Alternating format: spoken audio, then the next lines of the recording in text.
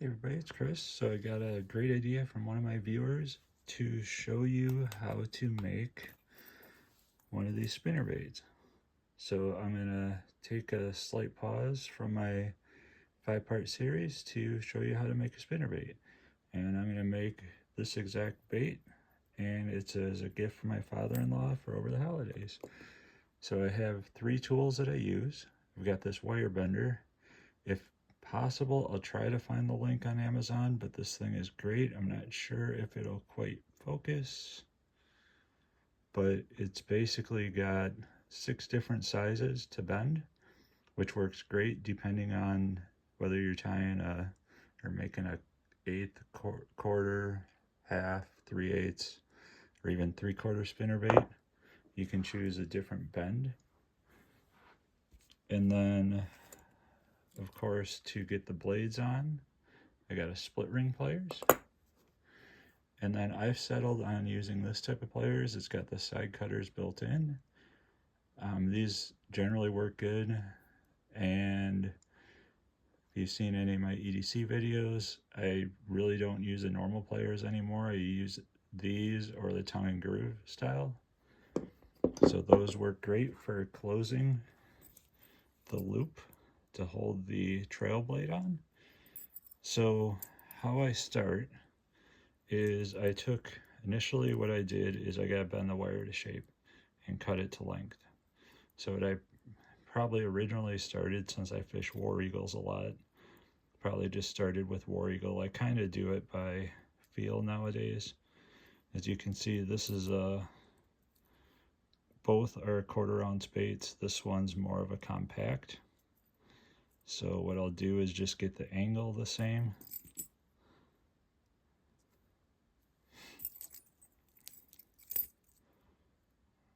Roughly get the angle, and actually the angle here is actually pretty good. And then you can adjust it, of course, when you're out on the water. And then generally, as you can see, I like to cut it so that the where I do the bend for the trail blade is right about even with the end of the head. Now, is that something I always get right? Probably not. It's more of a feel thing, but so then I'll cut it off here.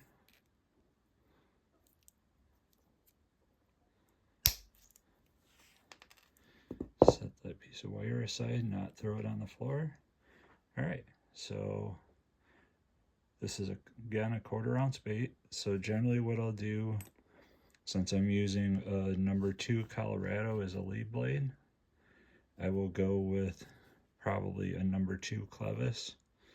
You can go with a number 3, but you definitely wouldn't want to go with a number 4, but in this case a number 2 works just fine.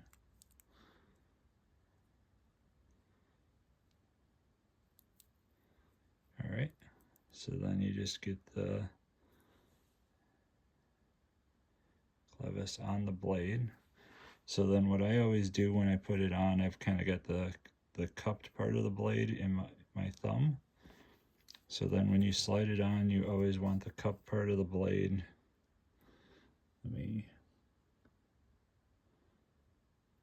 Being 50, I gotta wear those reading glasses and doing it a little bit away, just little vision problems for me, but so you always want the cup side of the blade facing the wire. So slide that on. Now you have multiple choices in beads. So for this one, I go with, because this ultimately is a clear water bait, believe it or not, under overcast skies. But I've been crushing them this year also on my local lake, which is green water. So generally for the 1/4 ounce baits, I'll use 1/8 ounce beads.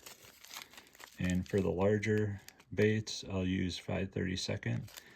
Now, one thing you'll always want is up against the clevis, you'll want either a metal bead or a glass bead, not a plastic, just because the plastic will wear too much. I've got the beads on the side here. And I found that 5 beads work perfect for the tandem. You just vary the beads based on the blades you use. If you use a larger lead blade, you're going to need more blade spacing. So you would use more beads. And that's kind of a feel thing. The more spinnerbaits you make or modify. So I got the 5 beads on there.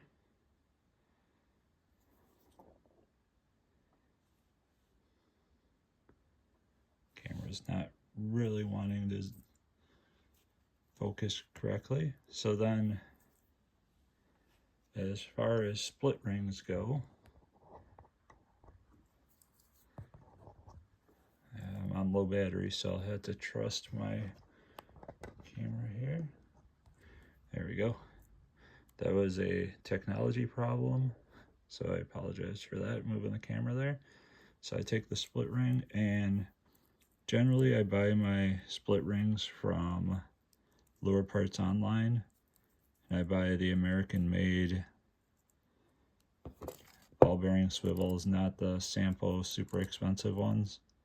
I think if you get 100 pack of these, they run roughly 54 cents a blade, or a looking at the spinnerbait blade, a swivel, which really isn't too bad. And get the ones with split rings. I made the mistake of buying them without split rings, and let's just say the 4-letter words coming out trying to get a extra fine swivel through the both sides of the, or extra fine split ring through both sides of the swivel. It probably took 10 to 15 minutes just to get the split rings on the swivel. And as you can see, that was super easy. So buying the swivels with the split rings attached is definitely worth the extra money, and the time savings is huge. You'll save the money and the time savings because our time is worth something. So yeah, just got the trail blade on there. And then you simply, so for these, I'll generally use the, honestly I probably use the second largest size, and I hope I can find this link because this split ring pliers is awesome. So then when I turn it, we do give it a little twist, just a very slight twist. And you can see I've got it, hopefully that shows up well enough. I've got it so it's not quite closed.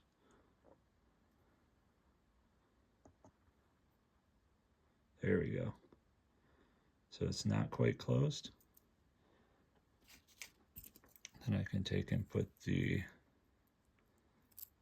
blade on there. And then I hold the beads. And I simply just take the pliers.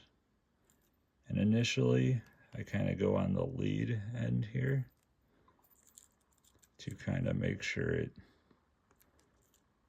folds in like that. And actually, that's pretty close.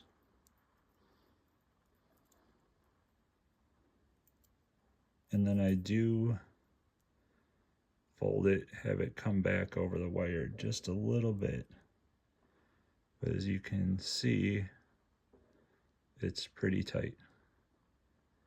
So what that does is, unless a fish literally grabs the blade and rips it off, which does happen once in a while, it doesn't matter whether it's store-bought or home-built, you know, this isn't going to come off unless a fish literally grabs only the blade and pulls.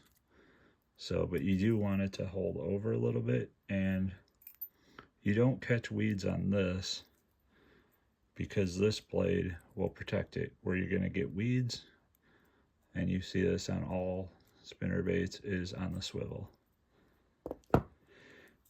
And here you can see the spacing. You know, this one,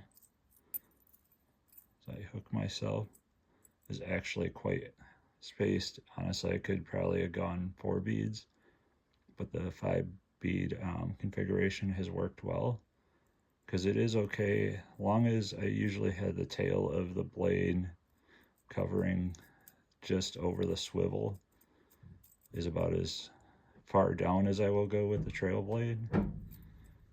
And it also depends, if you have willow blades, they will run tighter to the wireframe, whereas Colorado's or Indiana, they run out a little wider, so they run less risk.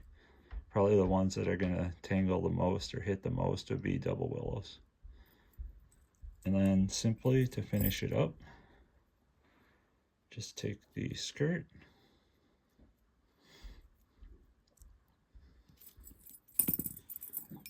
and just puff it out a little bit. And I always do the long end in there.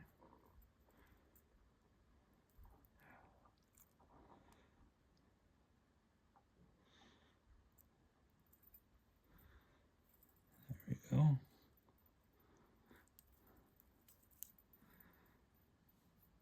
And you can see, honestly, there you go, that's done. And with me kind of talking through everything, it's still about 11 minutes. Now you can see this skirt is longer, and generally what I'll do is cut them off like this one, because I do not believe in trailer hooks. Maybe because I fish in reeds a lot, I just feel trailer hooks get snagged more. You can see this one's cut a little closer to the bend of the hook. Now the closer you cut them to the bend of the hook, that really cuts down on your missed fish and your short strikes. So it seems like they try to grab the skirt. So kind of a trick, instead of going with a trailer hook, just cut your skirt shorter, and then they'll get the hook more often, and that actually works really well. But for these, I'm going to let my father-in-law choose how he wants to cut the skirt, so I'll leave it full length. But yeah, so that is how you make spinnerbaits. It's a little tedious, but you can get really fast at it. Now, is it a better deal? I don't know. Let me redo the focus there. So what I've done, and this is where it becomes not a better deal, for all my blades and frames, I use one of those 3700 size flex. And I do want to say, because I get my stuff from Lure Parts Online and Barlow's, and then when we were at Fleet Farm, I bought some size 2 and 3 spinnerbait blades for these. And I found that a number 2 spinnerbait blade by Lure Parts Online doesn't necessarily match the number 2 I bought from another company. Theirs is probably one size up, like a number 3. But generally, everything's pretty close. But I highly suggest Lure Parts Online and Barlow's. Lure Parts Online is where I get my swivels from and a lot of blades. But Barlow's definitely has a lot better prices on some stuff. You just got to price shop between the two. But like Barlow's has a great deal on mag willows, the wide willows, which I love to use. So this is my terminal and bead box. And then these have not the skirts like I used there, I don't know what you would call that, but the ones that have that little piece on the end that goes over it and then they flare back. So kind of that style of pre-made are all in this Busby box. And this box works great too. If I were going to use this more for like frames and stuff, which you could, I'd probably get some more of this large box, but I kind of like both boxes. The flex probably works the best. I just hate how the edge boxes close. But yeah, these are how I store my components. And it's with any hobby like fly tying, fishing in general, you can spend as much as you want. You can spend as little as you want. The one thing I would suggest, Humdinger, which is a great brand, they use the crane swivels. They don't even use ball bearing swivels, and they work just fine. So And I don't use the expensive swivels. I don't use the Hildebrand blades. And honestly, these things, through what you saw in my video, through different blade combos, different, changing it up a little bit from the store-bought, I'm catching more fish on these baits with the slightly cheaper blades, the painted ones or the economy. The one that I had up north that I ended up retiring caught like 30 fish on it. Yeah, the paint was chipping, but I caught 30 fish. I definitely got my money's worth out of that bait. So I think the better components, they may give off a little more flash or whatnot, but I don't think they're worth 2x, 3x, 4x the price in some cases. I think just by being different, you can catch a lot of fish. And that is how you make a spinnerbait, and it's a lot of fun. And if you like the video, if you could give a like and subscribe, it'd be appreciated. And I do, just for those, this is a fishing, I do a mix of everyday carry and fishing. Kind of both are my passions, and I think the two kind of tie together. So you won't see all fishing vids, but you'll see a lot of cool stuff. So thank you for watching. Tight lines.